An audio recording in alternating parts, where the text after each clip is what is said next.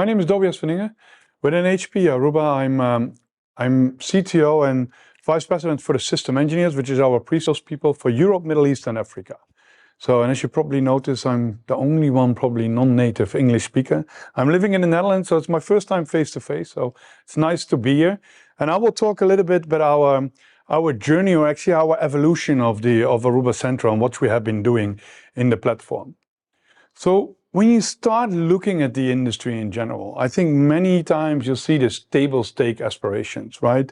Things like, oh, it needs to be simple, or it needs to be zero trust, or it needs to be done with AI, it needs to be automated, done from the cloud. So I think this is many things that I see in the industry. But when we are discussing with customers, actually, we can see, and with our partners, we can see different challenges in the enterprise space.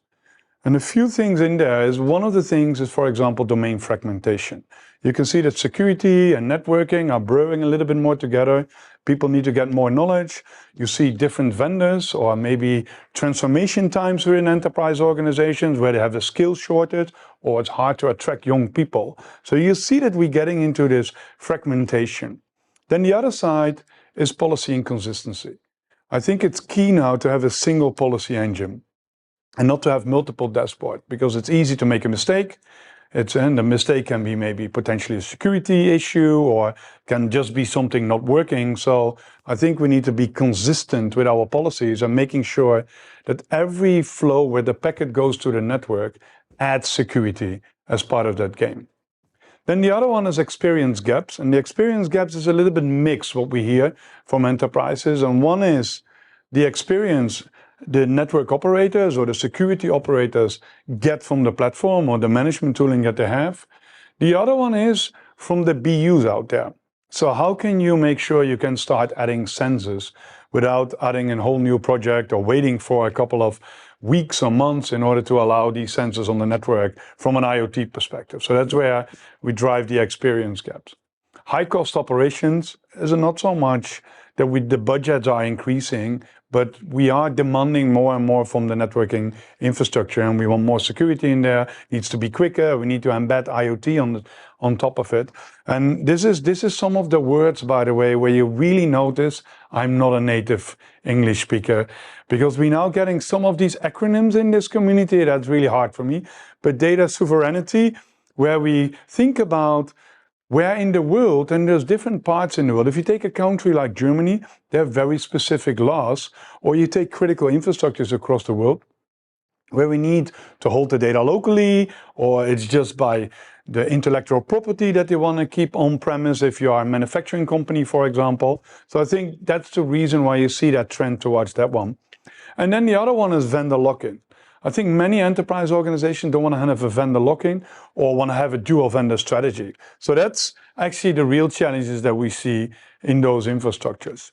And what we are trying to do for some time is the first step, and I get back to it, why we have been on this journey, is the first thing we did is unifying that wireless solution since 2017 by a single operating system and making sure that we can cover every use model, from tunnel mode to bridge mode, to micro branch with a little bit of, let's say, policy-based routing kind of functionality that you can integrate it with SSE. And this way you can define per user, per SSID, how you will steer the traffic in your infrastructure in one single operating system. I get back to that one, why we did this.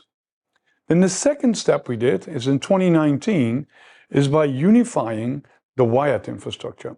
And it started with doing the same role-based policies and role-based access, same application visibility and recognition on wired as we do on wireless. So we recognize more than 3,800 applications on both of them, and we can take control of them.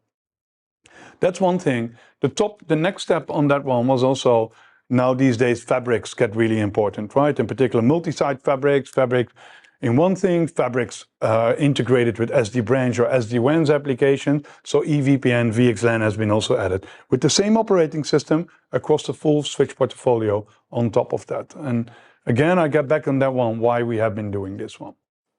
The last step actually was, on top of that, we had to come with a common operation model. And that common operation model had to serve all these enterprise challenges. And the first step, James was doing that. We have to be able to deliver that whatever any organizations want. And many organizations want to consume it from the public cloud.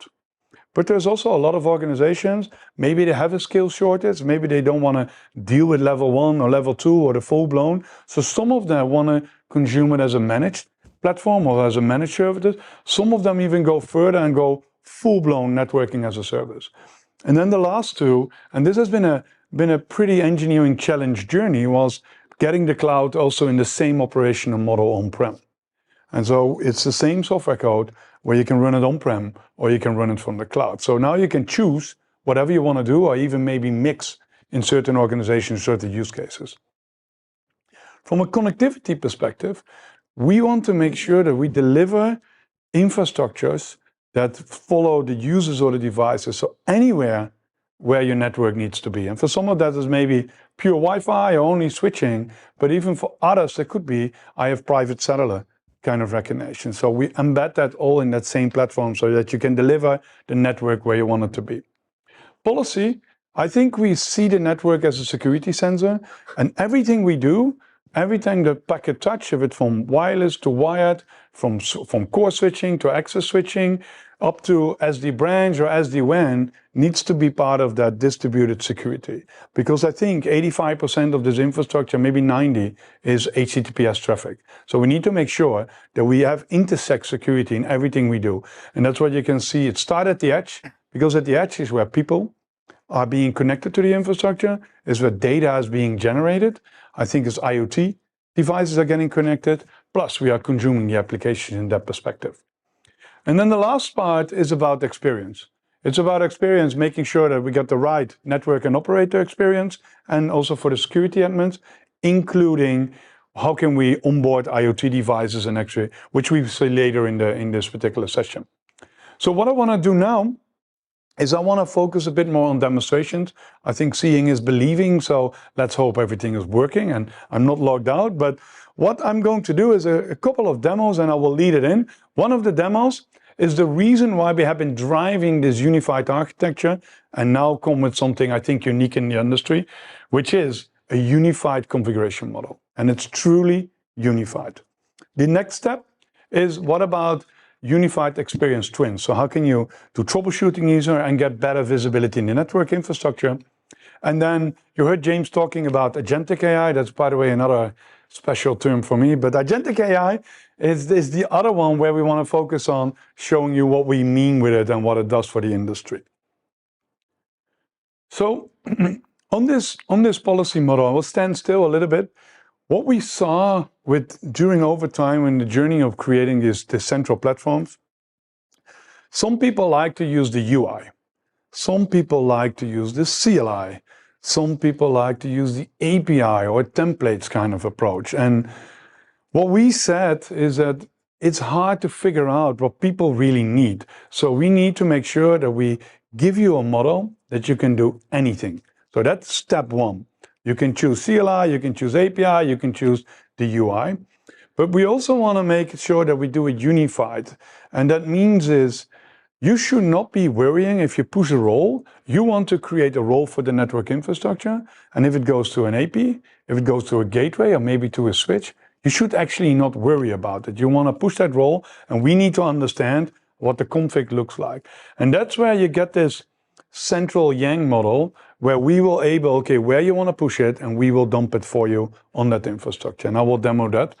And then it should be scalable into all the infrastructures we do, right? Simple architectures, role-based access, maybe full-blown dynamic segmentation or EVPN, VXLAN, wireless, wired, gateway. So that's roughly where it should work. So what I want to do now is do a demo, and let's see if this will go well. Can you see the screen? Okay. This is the network overview dashboard of HPE Aruba Central. Now I need to get rid of the screen. So you can see here, there's a little sun in there, and if I click on this one, I get to the configuration overview. And in the top level, where you can see the orange bar, states library. And in that library section, I can start to create profiles. Not only configuration profiles like VLAN, SSIDs, or all this other, but I can also start pushing roles. I can start adding named object or start configuring services that we will have in that infrastructure. But let's go back to the profile. everything we can do here. So let's give an example of an authentication server. So I want to configure an authentication server in the network, say ClearPass, for example, and I configure the server. What you normally would do is you should configure it on the switch, you should configure it on the AP, on the gateway, or you maybe need to do it in multiple UIs. So you need to put it in device siloed approach, what we say. What I can do here is I can start opening up this one. And you can see this one is already pre-configured. I can show you an empty one also if you want, but there's an IP address. You can add the full qualified domain name to it, the shared secret. So you get the parameters that you normally fill in for a radio server. And then you can see here something specific, because we do know that maybe for a gateway or maybe for a switch, for example, if I will select that particular switch here, you can see, okay, maybe I want to do this from within a certain VRF in the infrastructure if I have that micro segmentation in there. So I will leave it like this, but you can see the parameters in order that you can add specific device parameters to it. So it would also be possible if I have my screen in here in front of me. Let me remove that. So I will exit this one. If I create a new profile, I can, for example, also do TACAX, or you get the point. And even below here, you can see again, I can get specific parameters for a specific device persona. Now, you create the library, and you can create in the library any profiles that you want. It's not assigned to anything. What we did was, I think many times in the industry, we are using hierarchical information, right? Most of the time it's coming from north to south. So you have global, maybe you have Americas, and you have maybe a region in America, and then in there you have sites. But what we also see is that people are not only interested in north-south, but also east-west flexibility and configuration. It's actually more the flexibility and configuration that they want than just pure hierarchy.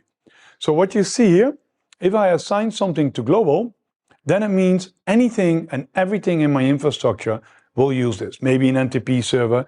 But if you are a global organization, you maybe use a certain authentication server in the European region, maybe Americas, and maybe in APJ. So you maybe then want to build site collections, right, where you can add sites to it. So you can combine multiple sites, but we can also assign it to a single site, or we can assign it to a device group. So for example, all my 735 APs, I'm going to assign this to, and the other ones will do this. And then there is one interesting one. You can see the line here. There is device groups. I'm going to make Jared very happy now, but in the device groups, you can, for example, say, let's say I want to have a specific SSID in all my lobby. Then I can assign that SSID in the lobby, and then more or less that's the east-west or horizontal kind of flexibility. Or maybe in my outdoor Wi-Fi in my warehouse, I want to have a different RF profile. So that's what you can do here. So now I go back to the profile management, back to the authentication server, and I can start to assign this. So, and here you can see that we separate device functions and we have scopes. So in device functions, you have access switch, aggregation ship core switch, mobility access point, mobility gateway. And if I select or deselect anything, then that will not be pushed to that particular device persona or device function. Then when you do that, you add the scope. So then this hierarchy comes back in. So you can put it on global, you can put it on east-west security. So now, if I then start to assign that, what will happen is to the devices that I've been assigning it to, plus to the scopes I've been assigning to, they will all get this configuration without going into all these individual CLIs or all the individual dashboards, for example, or UIs or templates that you need to create. I think this will save time, also makes it much easier from a skill perspective to start managing this, and I think it is truly unified. So, any questions around this one?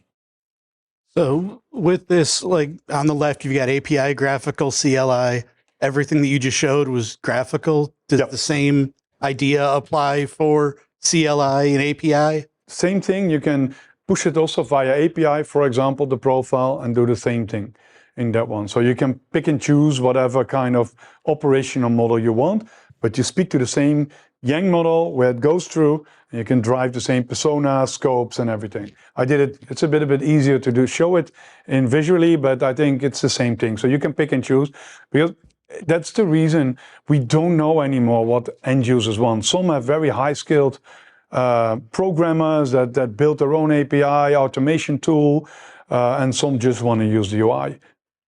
So if you're using a combination of those, is there a way for, like say somebody pushes a template that applies a configuration and someone else goes in and types something from the CLI, is there going to be a conflict? Are they going to know about each other? Or? So CLAN will handle it, but everything that you do via the API, let me start before he gets his mic. Sure. Everything you do via the API will also show up in that UI, right? So you know that is being configured. We have also role-based access, and now we'll hand over to CLAN to provide the answer. So CLAN, by the way, let me introduce him. He is our my partner in crime, to be honest. Actually, he's the brains of our company, but he is he's our PLM for the central solution. Right. So very quickly, there is a common configuration database. It's represented in Yang models. And so when you write from an API, it writes into the same Yang model that you write from a CLI or from a UI. Okay. This is a special thing. So that's why we have a resolution mechanism, which basically kind of prioritize. It's first in, first out, or first, whatever is the last in the database, in the configurations, is the final one. Okay. Appreciate that, yeah. Because an issue that we've seen with some other platforms that are not yours is that when somebody applies it through their centralized management and then someone else goes in and does a CLI, they don't know about each other. They're ships in the night, and the next configuration could potentially be a problem because one of them's not aware of those updates that were made. Yeah. And so a common config, it's a big thing. it was a big journey for us also, right? And that's also why we did the unifying that underlying infrastructure very well, with more or less two complete the same operating systems that are 100% API based. So this gives us the possibility to start building these Yang models on top of it and really do things unified.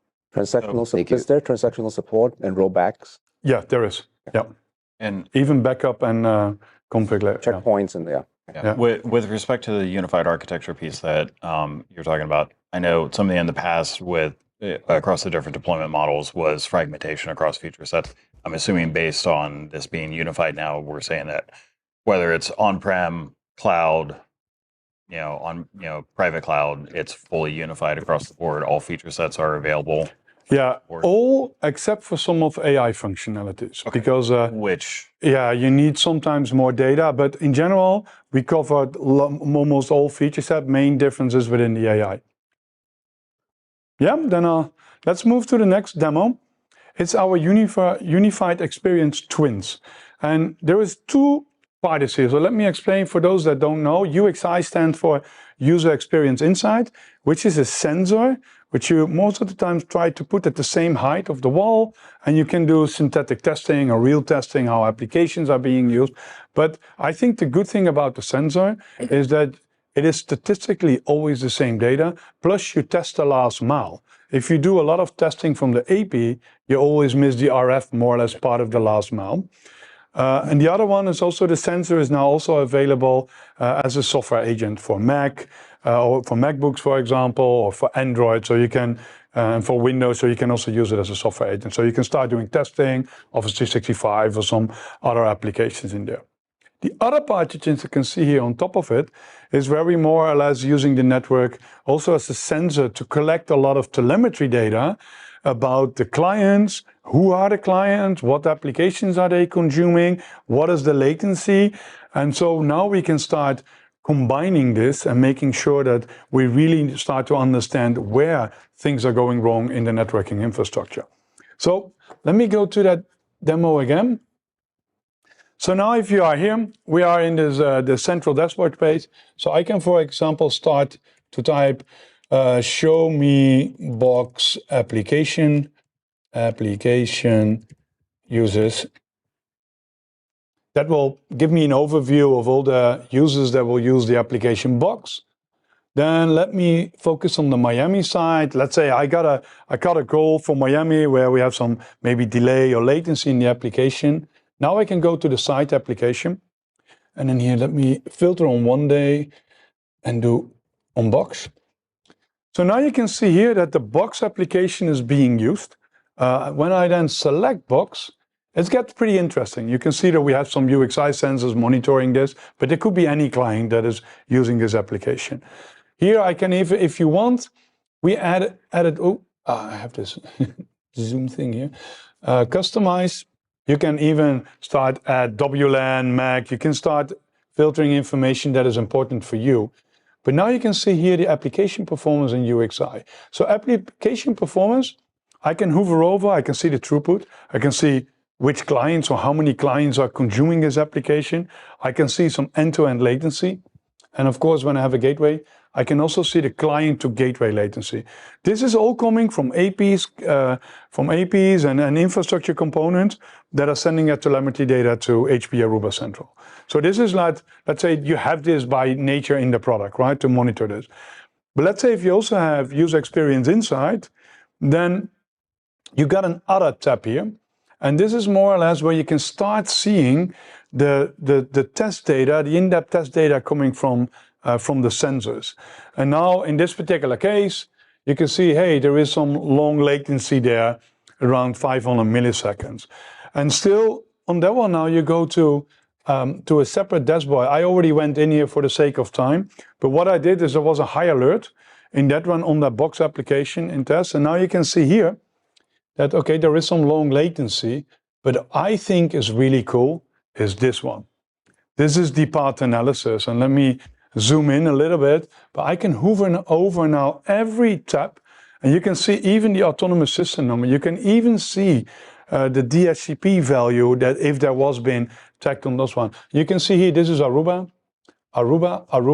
and bang, we go to level 3. By the way, I didn't know what level 3 was, but I figured out that it was a service provider. But you can see the autonomous system number in there is United States. And we had rewritten a specific tool because many of the normal trace route tool and everything are not able to identify ECMP. You can see here there's multiple routes, and you can figure out during 500 milliseconds, but it even takes a snapshot after where it was running around, and it was then 90 milliseconds.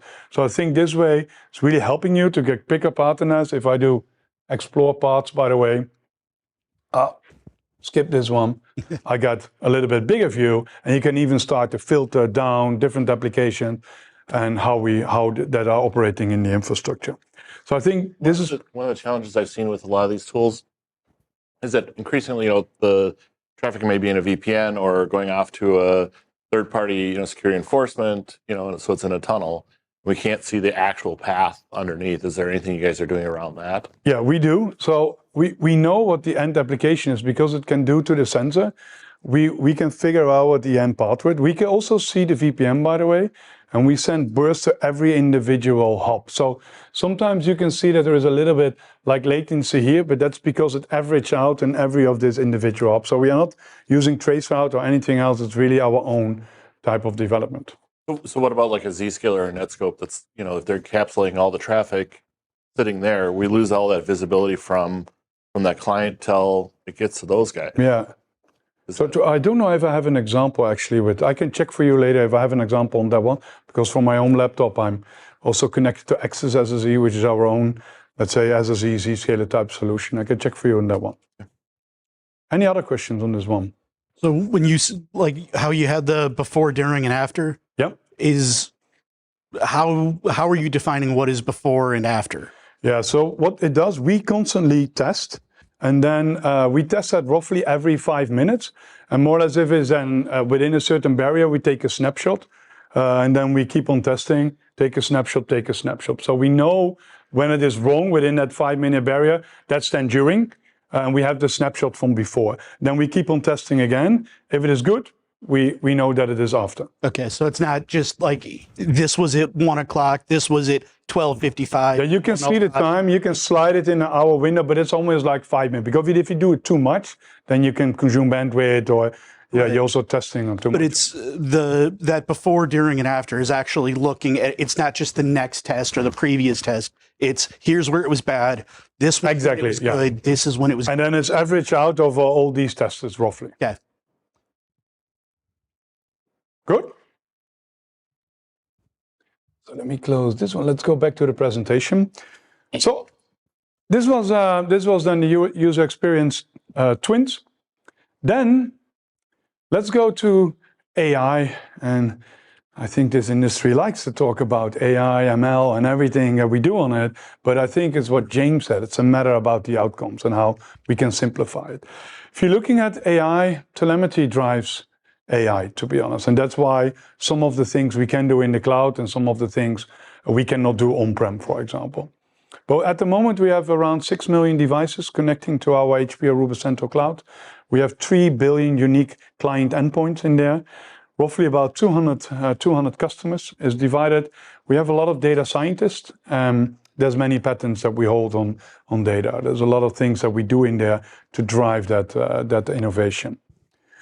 The telemetry comes from many different angles. It can be from threat detection, network, it just plain user overview, and the common angles, and that lands on what we call the Green Lake Central Data Lake. And on top of that, we can do this different AI. And let me continue a little bit in what James was talking about. Traditional AI for us was, for example, where we could do NLP, so natural language search, and asking the data, like I did with Show Me the box application users. Then the next step, the generative AI, actually. So if you look at traditional AI was really good in analyzing, and predicting actually that something was wrong in a larger data set, or maybe even was good also. But then the generative AI was able to start creating content and was able to start giving you more meaningful and creating content out of that data. But I think generative was still like reactive, or at least you need a prompt or a communication with an end user in order to start getting meaningful data out of it. Now the next thing is, there's another agentic AI. In the agentic AI, I always compare agentic AI is you have now the possibility to start doing reasoning and start doing actions by itself. I always give the example, if you maybe want to book a flight, and in a generative AI, you ask, okay, I want to go here, and then you get some example. Do you think it's good? What is the weather? But you are the one prompting the system. Now with agentic AI, you can say, okay, I want to go to Spain, I want to go that time, and this is roughly the price I want to pay, and he can figure it out and book the travel for you. I think I always like that, give that example to put perspective. So now let's put this in perspective from a networking / security kind of idea. So if I go one slide further, is what we have specialized agents. We roughly have a little bit more than 15 specialized agents, and over time we will probably add. There's a difference between real-time agent that can collect directly information, and sometimes that's why you also need to wait for an answer if it is really probing and pinging directly real-time information. And then we also have knowledge. Knowledge can, for example, be, okay, look in our documentation, or look in our tech database, for example, if there is something going on or maybe wrong with a certain combination of clients or something like that. That all communicates with an autonomous orchestrator. And then the dashboard that the user sees is a network copilot, and we will see that in a second. That's where you can start asking questions and start prompting things. That goes to the agent, and he knows, okay, I need to go to the document search agent, or I need to go to the real-time device agent, something like that. And then combined, they will give you an answer. So that's roughly how this will look like. If you have here, this was in an engineering cluster here, you will get a network pilot. I will visualize you what's going to happen. You have a network pilot there, and you can click on it, and then see it like a little bit like you have with ChatGPT. You got an interface where you can start communicating, and then I can start asking questions like, okay, show me the gateway that last joined our Roseville site, and including I want to see the paths and connectivity on top of it. Then it will give you an overview. It will start to reach out. Can, for example, take sometimes like between 40 and 50 seconds because I need to figure out, okay, it starts to understand the content, the reasoning. Okay, I need to go to Roseville site. I know it is a gateway. I know it needs to join a site, and then it starts to create connectivity and paths on top of this. And then when it does that, it's also start to create that path in the same way as we view it from an HPE Aruba Central perspective. So that's one thing. And the other thing, maybe it's there now. Let me try again to refresh it. I don't know why it's not there. Okay, so something is wrong there. The other thing that can do is that's more or less still where I prompt the agent and get the information for the network. It starts to create, it starts to reasoning and can get additional content. But we also have a lot of insights.